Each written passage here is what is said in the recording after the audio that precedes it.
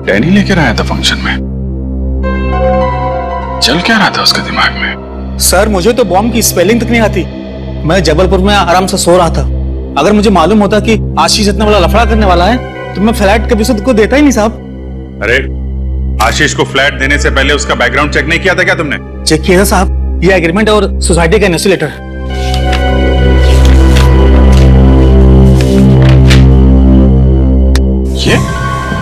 ये आशीष है? हाँ साहब यही आशीष है।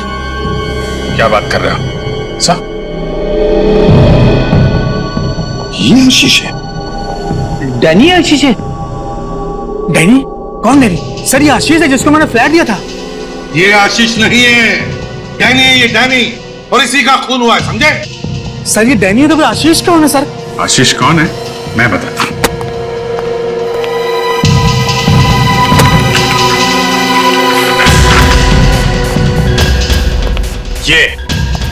ये आशीष है। सर इसको तो मैंने कभी देखा ही नहीं। ये स्केच तुम्हारे बिल्डिंग के वॉचमैन ने बनवाया, समझे? सर मैंने इसको कभी फ्लैट दिया ही नहीं। इसका मतलब एक ही है अभिजीत, ये डैनी गुनहगारों से मिला हुआ था। यस सर, शंभू ने भी यही बताया था। वो बॉम्ब वाला बैग उसने डैनी से चुराया था। सर स्केच वाले आदमी का पता चल गया।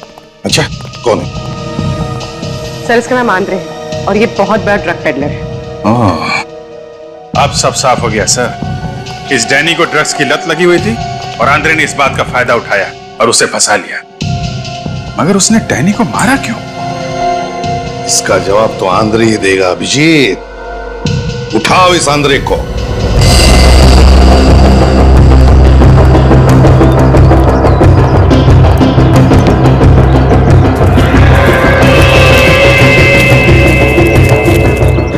ताला लटका हुआ है सर, भाग क्या लगता है? ज्यादातर मुजरिम घर के बाहर ताला लटका देते हैं मगर अंदर अंदर काम को अंजाम देते हैं। पीछे जाके देखो कोई रास्ता है क्या? Sir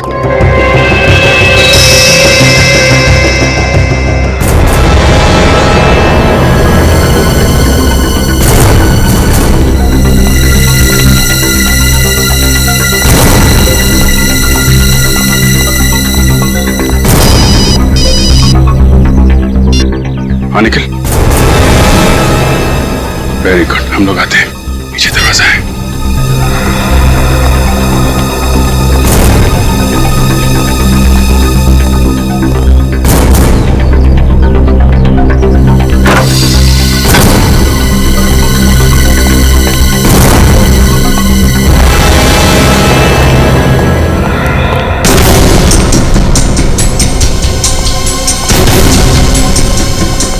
ready?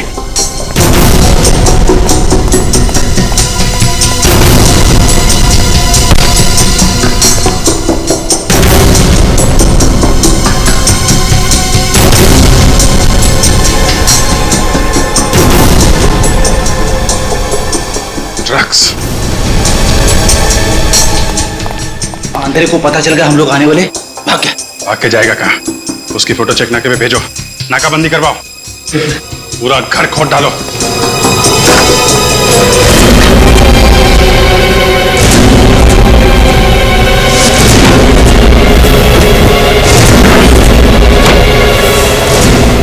सर आने के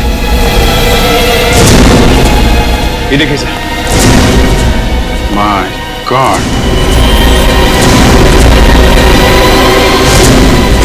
ये सारे हथियार।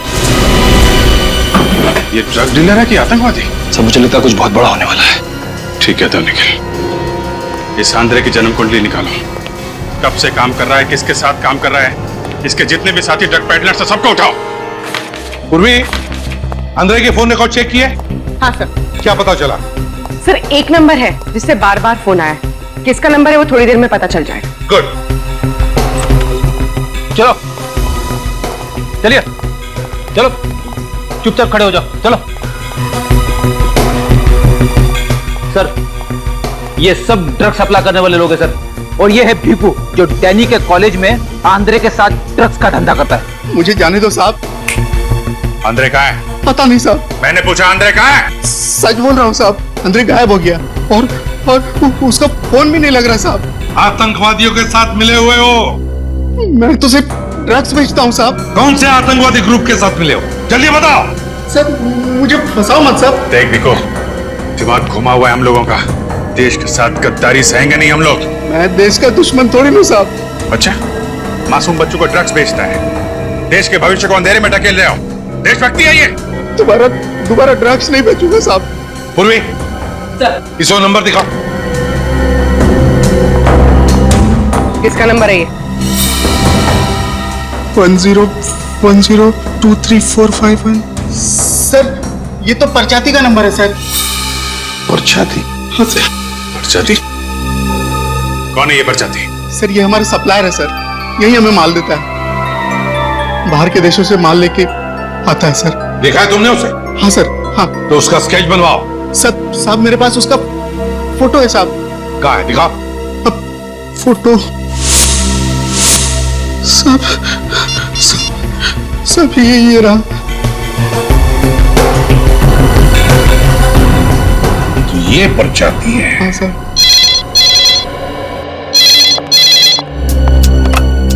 हेलो जी, कहाँ पे? Are you sure? Thanks sir. Mobile company वालों ने नंबर ट्रेस कर लिया है। कहाँ पर है? सर राजा कॉलोनी। राजा कॉलोनी? तो ये परछाती राजा कॉलोनी में है।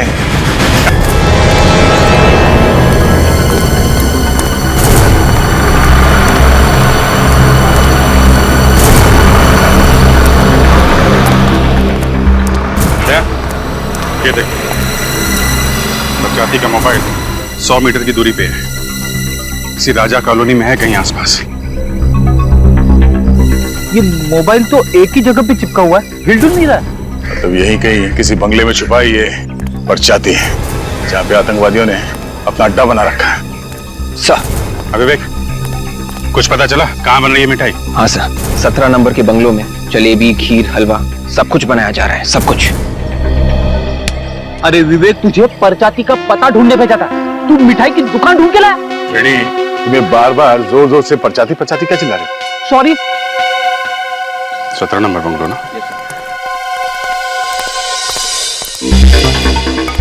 सर वो रहा बंगलो नंबर 17 है।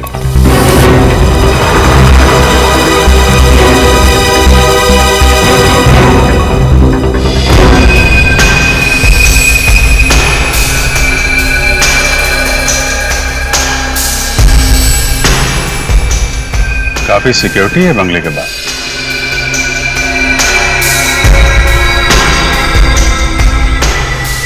ये परचाती काफी पास में है। यही टारगेट है बस, बंगलो नंबर 17। अटैक कर दे क्या? नहीं, ये लोग मक्खी नहीं है, आतंकवादी है। पता नहीं कितने लोग हैं अंदर। अटैक करने से पहले प्लानिंग कर लेना अच्छा है।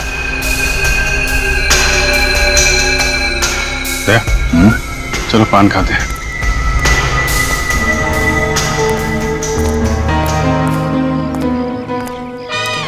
पान? अरे सुनो भाई, जरा एक बनारसी पान लगा। जी साहब। और सुनो, उसमें कत्था मत लगा और चूना भी मत लगाना। जी साहब। अच्छा सुनो, सुपारी भी मत डालना। क्या साहब, आप पान खा रहे हैं या कोई कागज का टुकड़ा? अगर इस पेपर के टुकड़े का तुम्हें 500 रुपए मिले तो चलेगा? 500 रुपए? लेकिन किस लिए साहब? ये जो 17 नंबर बंगलो है, किसका ये? इसका मालिक तो कभी नहीं दिखा। फिर भी ये जो सिक्योरिटी वाले खड़े हैं, ये यहाँ पान खाने तो आते ही होंगे ना? तो यही लोग बोले हैं कि कोई कपड़ों का व्यापारी है, उसी का है। कपड़ों का व्यापारी? हाँ, कोई राज नाम का है। काफी लोग आते जाते होंगे अंदर? बस एक कार है जो अंदर बाहर आती जाती है, और उसमें काले शीशे लगे हैं तो अंदर का कुछ दिखाई भी नहीं देता है। पेपर वाला, दूध वाला कोई नहीं आता? पूरा कचरा बीनने वाले तक को अंदर नहीं जाने देते हैं साहब। तो दूध वाला तो बहुत, कोई नहीं जाता था। ठीक है, थैंक यू वेरी मच। ये किसी से कुछ बोलना मत। हाँ? नहीं बोलूंगा साहब। ये लीजिए पान साहब, सिर्फ पत्ता है, सुपारी तक नहीं है। ये लोग किसी बाहर वाले को एंट्री देते ही नहीं है, तो हम लोग अंदर घुसे कैसे? ना अखबार लेता है, ना दूध, कोई ना कोई चीज तो ऐसी होगी जो बाहर से आती है।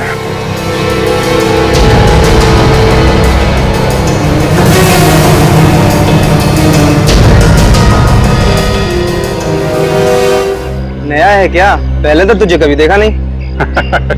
कैसे देखोगे साहब, इस इलाके में लाइट तो ज्यादा नहीं है, इसलिए। तो फिर आज कैसे चले गई? ऐसा है कि बिजली जो है ना बीवी की तरह होती है, जरा सा मूड खराब हुआ नहीं कि मायके चली जाती है। अभी ज्यादा टाइम पास मत कर, जो भी गड़बड़ जल्दी से देख। हाँ, तो चलिए देख लेते हैं। अब बाहर से कैसे देखेंगे, अंदर जाना पड़ेगा ना। तेरे पास मोबाइल है क्या? मोबाइल? कैसी बातें कर रहे हैं साहब, गरीब आदमी के पास कहाँ से मोबाइल होगा? चेक कर। कैसे कर रहे हैं? क्या कर रहे हैं? क्या कर रहे हैं? और लेकिन गुदगुदी हो रही है। अरे कुछ नहीं है इसके पास। गेट खोल। पहला आदमी देखा है जिसके पास मोबाइल फोन नहीं है।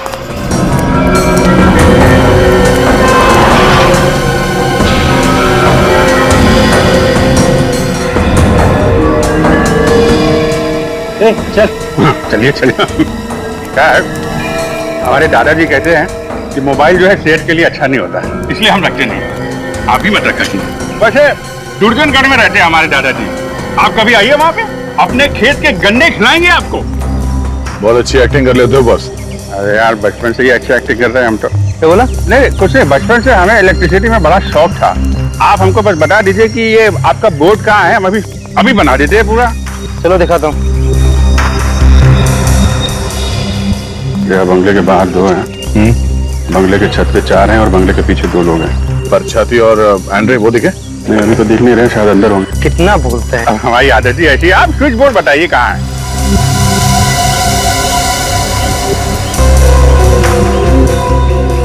ले भाई, तेरा बिजली का मीटर। चल अब लग जा जल्दी काम पे। ले लग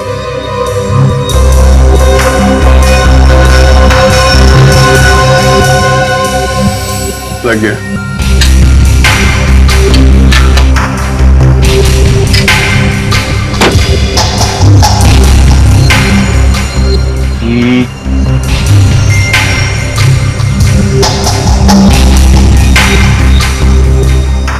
समझ में नहीं आ रहा। पहली बार कर रहे हो क्या? अरे क्या बात कर रहे हैं, पहली बार कर रहे हैं। ऐसे न जाने कितने इलेक्ट्रिक बोर्ड खोल चुके हैं हम लोग।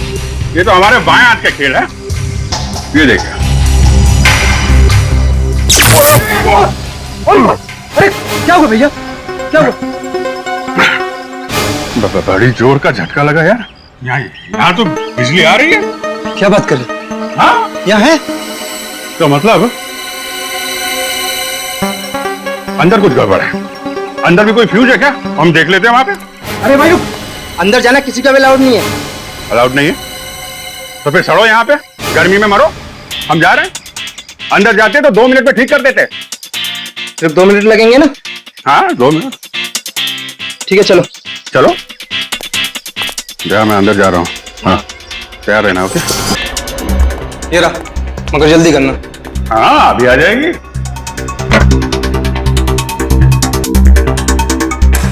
अभी आ जाएगी।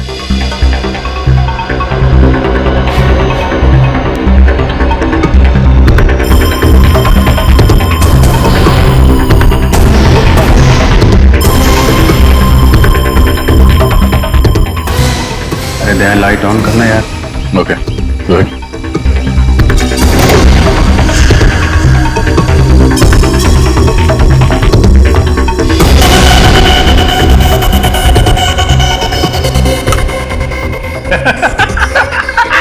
आ गई ना?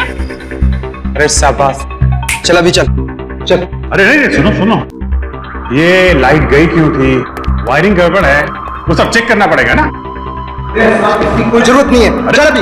अरे मुझे यहाँ पे तो 2 मोबाइल के सिग्नल मिल रहे हैं। क्या 2 मोबाइल के? ऐसा कैसे हो सकता है? ये कौन है? ये बिजली वाला है।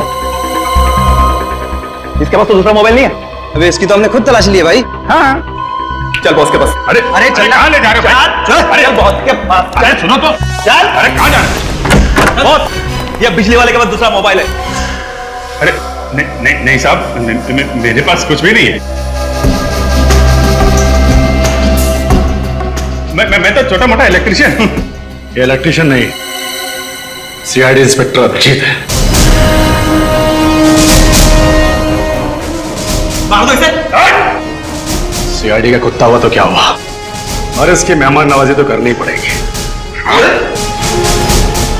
मेहमान नवाजी तो तेरी सीआईडी करेगी। सबके सब जाओगे ससुराल, सबके सब।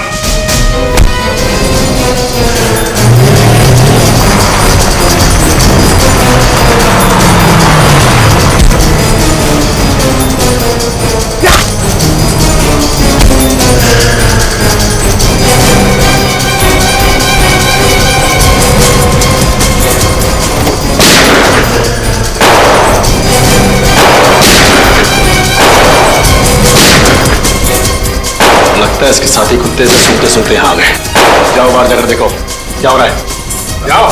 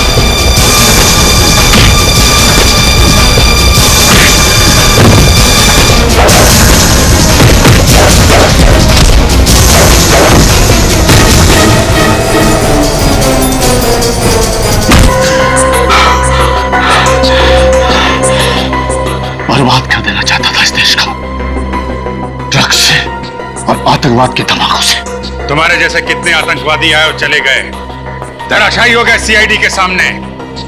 तुम्हारी सबसे बड़ी गलती यह थी कि तुमने हमारे देश की तरफ गलत इरादे से देखा।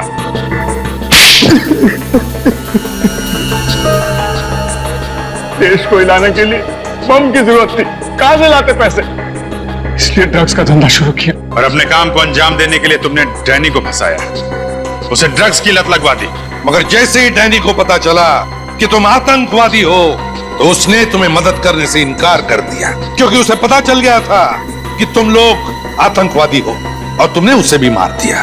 बेवकूफ था वो, भाग जाता वहां से। बेवकूफ डैनी नहीं, बेवकूफ तुम हो, तुम जो हमारे देश के खिलाफ कुछ करने की सोचते भी हो।